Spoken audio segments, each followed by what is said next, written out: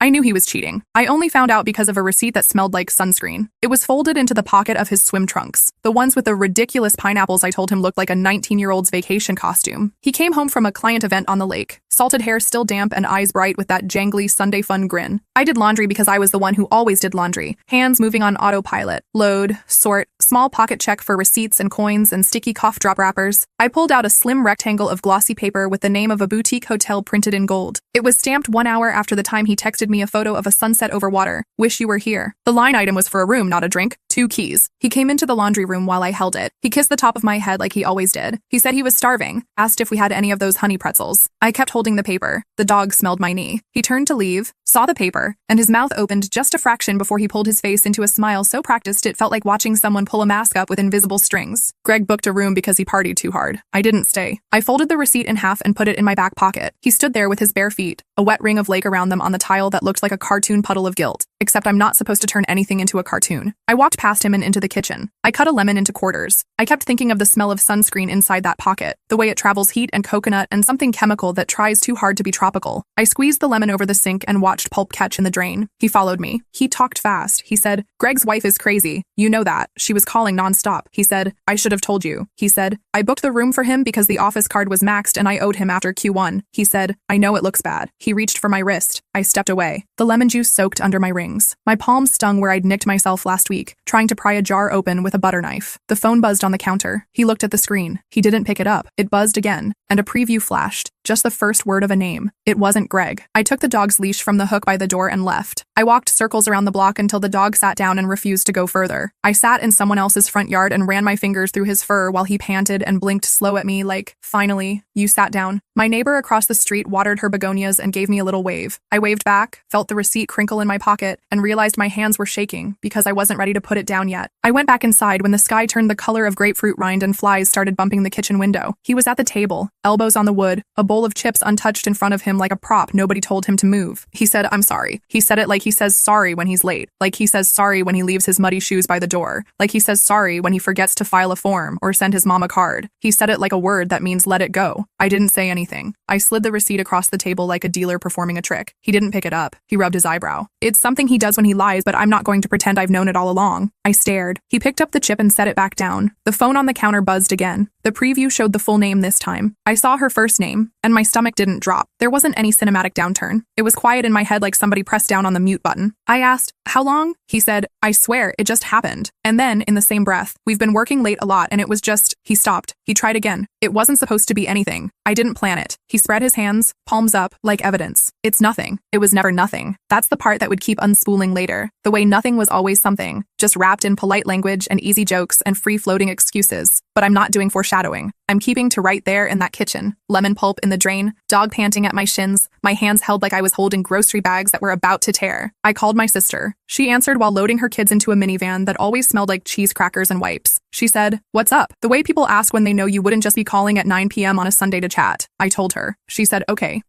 She said, do you want me to come? She said, I'll come. She didn't ask if I was sure. She didn't ask if he was sure. She came with a duffel bag and a look that said, we were going to get through this by doing the next logical thing, and then the next one after that. She hugged me in the driveway. He stood in the kitchen doorway like someone watching weather move across their lawn from the safety of a covered porch. She slept on the couch. The next morning, I woke up to the sound of a YouTube yoga teacher whispering, inhale, in the living room. My sister closed her laptop and pressed a mug of coffee into my hands. It had lipstick on the rim from last night's glass of wine. She said, you can stay, you can leave, you can change the locks, you can go to mom's, you can go to mine, you can do nothing for a week. She said, no wrong choices except the one where you pretend this didn't happen. I made a list because lists are a way to convince the brain there is structure. I wrote, get a health checkup, because all the advice threads I'd read in the past about other people's disasters said to do it, even if there was no reason to think it mattered. I wrote, find lawyer, even though my entire body recoiled from the word. I wrote, call therapist, even though I'd been out of therapy for 2 years and had told myself that meant I was better, as if healing was a train you catch, and then you're just in another city now. He went to work. He texted me throughout the day, versions of the same thing. Please let me fix this. "Can we talk? I love you. I'm sorry." It was like watching him throw pebbles at a window he already cracked. I turned off the sound and watched the little moons appear on each text as I ignored them. He came home early and his mother called my phone when he didn't answer hers. She said, "Sweetheart," in that voice she uses like powdered sugar on a lemon bar, a little too sweet and sifted to disguise the knife underneath. She said,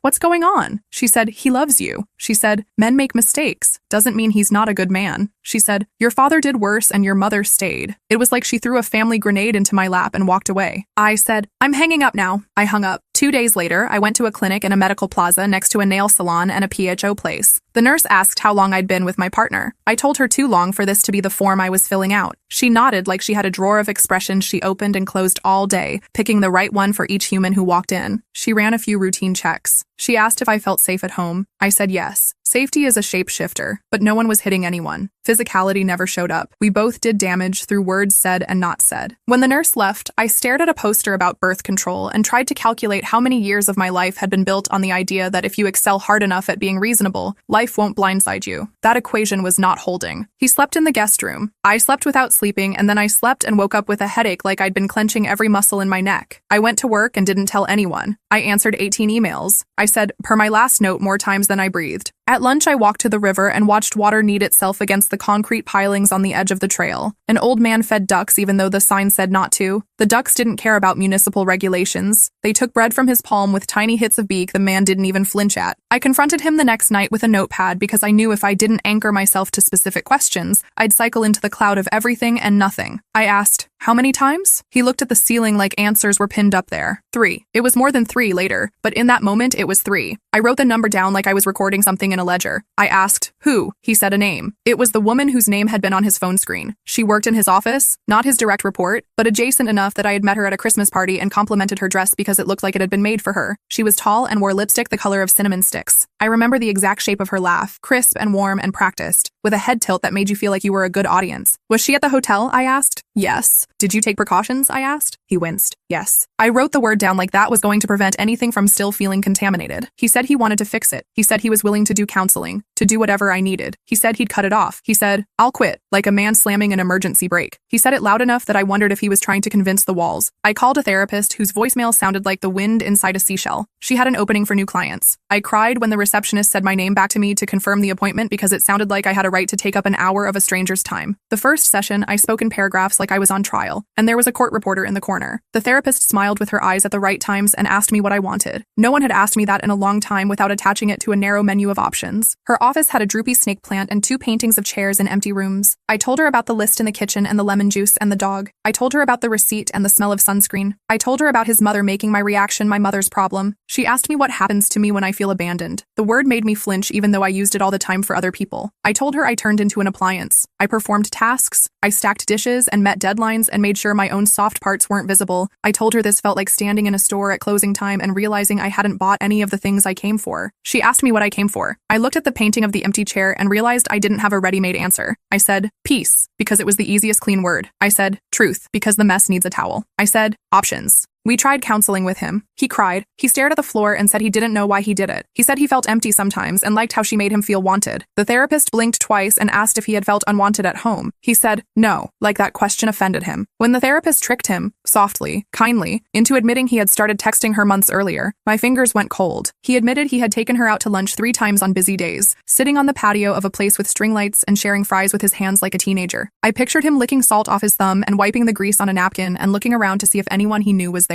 He said he didn't want to lose me. He said he would block her. He said he would change his number. He handed me his phone when we got home and I scrolled through deleted messages he didn't know I could recover. Little phrases that felt like someone else had been living inside my apartment while I was at work. I asked him to move out. He packed a duffel and a garbage bag full of clothes. He took the pineapple trunks. He left his favorite mug. He cried at the door and asked if I was sure. He hugged me like a man hugging a monument. He left. I sat at the kitchen table and realized the table had 4 chairs, when I only needed 1. I googled lawyers while the dog pressed his chin on my thigh and made a sound somewhere between a sigh and a question. His mother called again. She said I was embarrassing the family by making things public. Public meaning I had told my sister and my therapist and a lawyer I didn't know. She said she had never liked the way I talked about relationships. too clinical and cold. She said I needed to be careful not to throw away a good man over a little thing. I said, "Don't call me again." She said, "You can't cut me off. I'm family." I blocked her and stood in the doorway for 5 minutes, listening to silence. It wasn't peace, not yet, but it didn't demand anything of me. At work, my boss pulled me into a conference room to talk about my bandwidth, which is corporate for your soul's capacity to be wrung out, but still perform. I told her I could take the Whitaker account, or I could prepare the board deck. I couldn't do both. She looked me in the eye for a long time, then said, "Take the deck. I'll give Whitaker to Jake." I think she could tell that a part of me was shaking even when I looked motionless. I got my test results back. Clean. I stood in the hallway outside the clinic bathroom and watched a woman adjust her headscarf in the mirror with the kind of care that looks like prayer. I went to my sister's afterwards and let her kids crawl on me while they watched a cartoon about a rescue team of puppies. They kept asking me questions about sharks. They wrapped a sticker around my forearm so tight it cut off circulation a little. Then they fell asleep in weird angles on the couch, and I breathed without counting. He texted photos of the apartment he found. He said it was temporary, that he was looking for a therapist of his own. He sent a screenshot of an email to his HR department requesting a transfer away from her. He sent me a blurry selfie of him holding a box labeled kitchen. Forced smile. Eyes swollen. I didn't reply. I didn't ask about her. I looked at Arthur's desk in accounting 2 days later and learned he knew everything because she told someone who told someone, and I was behind the curve on my own life. People do that. They build a story for you while you're still in the middle of doing dishes. He wrote me a letter. He left it on my car windshield under the wiper. It was 6 pages long, handwritten in the neat print he uses when he wants to look earnest. He apologized for the 1,000th time. He said he loved me. He said he had never loved anyone like me. He said he had been weak. He told on himself without realizing. The small jokes, the ways he brought her up in stories and then edited her out for me. He framed himself as someone who had been seduced by an alluring world that didn't belong to us. I read it at the dining table. I folded it back up and put it in a drawer, not because I wanted to hold on to it, but because throwing it in the trash felt like the kind of drama I was trying to subtract from my life. I met someone at a friend's house 6 months later, at a March birthday party where the piñata was shaped like a taco, and the kids hit it so hard it fell off the string prematurely. He was there because he had gone to high school with the birthday girl's husband. He was quiet in a way that didn't feel like withholding. He watched the kids with an expression that looked like he didn't mind being covered in sugar dust and confetti. He had a scar on his chin from when he fell off a bike at 17. We were both holding paper plates of street tacos when he said, without turning it into a question he needed to be right about, "It feels easier to breathe here than most parties." I liked the way he observed instead of performing. We exchanged numbers because I asked if he could recommend a mechanic. He texted me a list of 3. He added, "If you want, I can go with you to check out the place. My cousin used to work there. They treat people right." He did go with me, and I didn't quite understand why it made something unfurl inside me, watching a man say, "No, that's fine, thanks," to the upsell pitch without adding the little apology laugh men sometimes use when they say no to women in service roles. We went for coffee after. We talked about dumb things we were surprisingly passionate about. His conviction that automatic hand dryers are a conspiracy to spread dampness. My hatred of countertop microwaves. He listened. He asked good questions. He didn't tell me who I was. When we said goodbye, he didn't move towards me like a man assuming he had earned anything. He asked me out the next week. I said yes. We sat in a booth at a place with a checkerboard floor and waitresses who called everyone honey. He told me his sister was in recovery and his dad had taught him to build bookshelves that don't wobble. I told him my mother likes to fold towels with the edges tucked under so the shelf looks clean. I told him I used to believe that if a shelf looked clean, everything else would follow. I didn't tell him about my ex that night. I told him later, on a walk past the mural of the river otter wearing a crown that an artist painted on the back wall of the library. I told him I was not a mess. I was tired. He said, "Tired is honest." He didn't tell me he could fix me. He didn't tell me he never gets tired. He said, "We can be 2 tired people walking the same direction if you want." He reached for my hand without gripping like a handshaking contest. I held it. My hand didn't feel like a prop. The first time my ex saw me with him was at the Saturday market. I was buying peaches from a farmer who swore by bruises as taste indicators. My ex walked up with that public smile glued on, the one he uses in lobbies. He said my name like a question and a warning. I said his name back like a syllable I had practiced in speech therapy. He looked at the man next to me. He stuck out his hand and introduced himself. My ex shook it. He asked how I was. He asked in that way that only cares about the answer in terms of measuring it against his own suffering. "I'm good," I said, and left it there. I didn't ask him anything. We didn't do the thing where 2 people who used to share everything do a ritual exchange of superficial updates like hostages trading stamps. He stood there too long. The farmer lifted a second bag of peaches onto the counter and asked if we wanted both, as if moving fruit might move us along. I paid. We left. My new boyfriend, calling him that still felt like trying on someone else's sweatshirt, didn't comment in the car. He turned on the radio and let some old Motown song fill the air. He didn't try to own the narrative. We drove home with the windows down. We moved in together after a year. It wasn't a grand plan. His lease was up. My house felt too big for one person and a dog. We painted one wall a color his sister called stolen library book. We built a bookshelf that didn't wobble. He taught me to drill anchors without stripping the screw. We ate dinner at a makeshift table between boxes for 3 nights and pretended we were camping. My sister's kids drew a picture of our dog with 4 hats stacked on his head, and we taped it to the fridge. My ex texted me the day I posted one photo online of my boyfriend holding a pie at Thanksgiving. with an expression of concentration I loved. The text said, "So you've moved on." There was no question mark. I didn't reply. He emailed me 2 days later. Subject line, closure. He asked to meet to talk like adults. He used phrases like tie up loose ends and mutual respect. I agreed to meet in daylight at a coffee shop across from the dentist office. Neutral ground where there would be too many people getting fillings to make a scene. He wore a sweater I had bought him and a look like he had rehearsed this speech in the mirror. He said maybe we got married too young. He said he had childhood things he never faced. He said it wasn't about me. He said he forgave me for shutting him out. He wanted me to forgive him for letting someone into our marriage like a draft through a badly sealed window. I don't need to forgive you to move on, I said. I'm moved. I'm on. He blinked like that sentence made a physical impression on him. He said he hoped I was happy. He said he hoped I didn't punish my next partner for what he did. I said that wasn't what was happening. I stood up. I left the untouched coffee on the table. I walked past the front desk of the dentist office where a little girl was choosing a sticker from a plastic fishbowl and thought about how sometimes we get small prizes just for surviving something with our mouths open. His mother sent me a letter after we finalized the divorce. It was written on stationery with embossed birds. It said she was praying for my hardened heart. She said I broke the covenant. She said women in her day had more grit. She said I was going to regret this when I was old and alone. I put the letter in a stack of documents I needed to shred, not because it had power over me, but because I didn't feel like giving it any performance value by ripping it in half at my kitchen counter. I adopted a practice with things like that. The drawer for what doesn't deserve ceremony.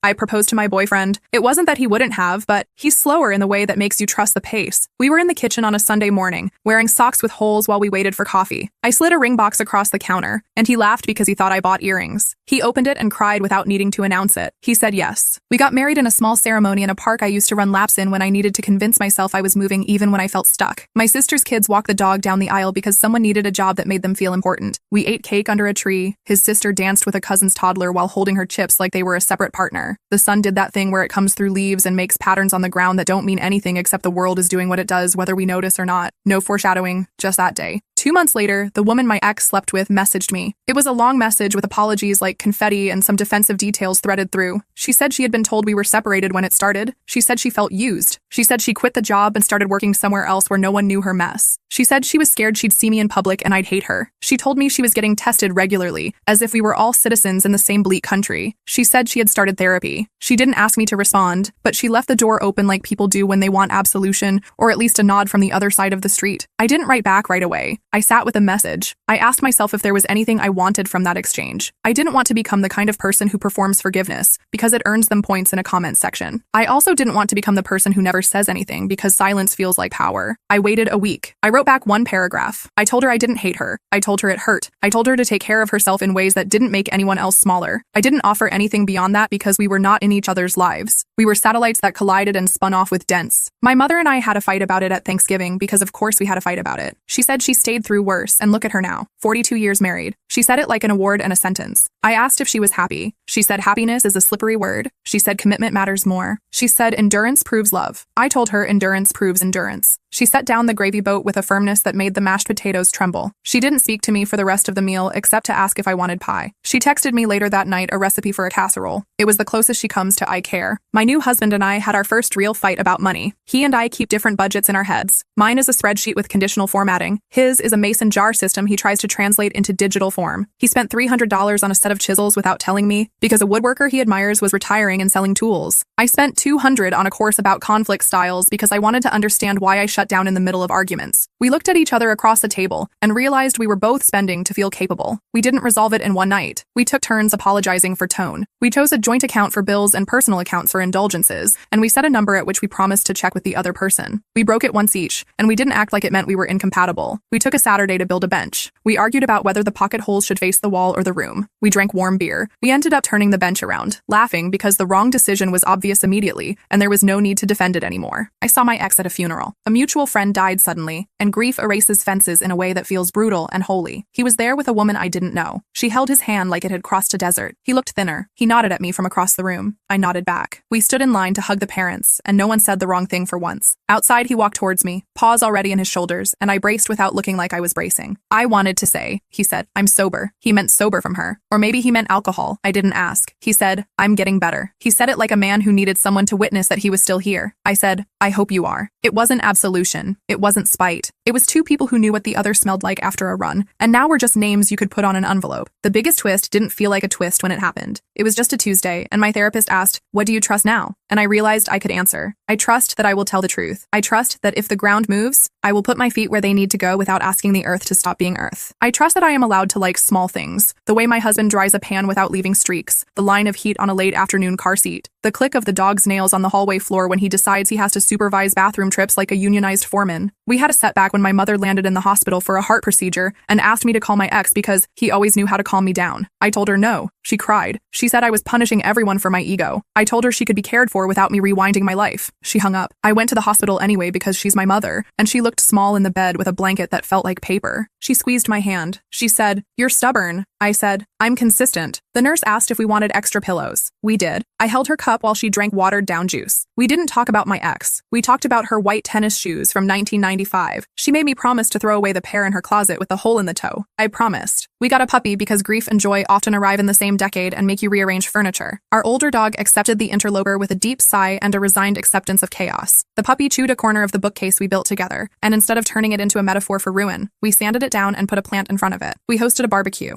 People from different parts of our lives sat on the same patio furniture and didn't look like they were performing. Someone spilled beer and cleaned it up without telling me. It felt like a minor miracle. On our second anniversary, I opened a drawer and found the letter from my ex under a stack of warranties for appliances. I had forgotten it was there. I took it out. I read the first 2 lines. I put it back in the drawer and thought, I can shred this now. I didn't do it immediately. I made dinner. I listened to my husband tell a story about a coworker who tried to microwave fish in the office. We laughed until the dog stood up and came over to check if we were okay. After we ate, I went to the drawer. I fed the letter into the shredder. It made a steady chewing sound. I ran the strips through my fingers. They felt like nothing I could put back together, and not because I wouldn't know how, but because I didn't want to. My ex texted a year later to say his father had died. He asked if I could call because he didn't know who else to reach out to. I didn't owe him that, and I didn't need to protect myself from it. I called. We talked for 8 minutes. He told me when the service was. He told me his sister was not speaking to him. He told me the hospice nurse had been kind. I told him my mother still folded towels like magazine photos. We hung up. I walked back into the kitchen, and my husband handed me a dish towel without asking what I needed from him. It wasn't a test, and there was no right answer, and it was still exactly right. The people pleaser in me, the one who used to collect guilt like rocks, still shows up. I still over-explain sometimes. I still try to win arguments by being more reasonable. Therapy didn't erase my wiring. It just gave me a breaker switch. When I feel the current surge, I can flip it off and sit down.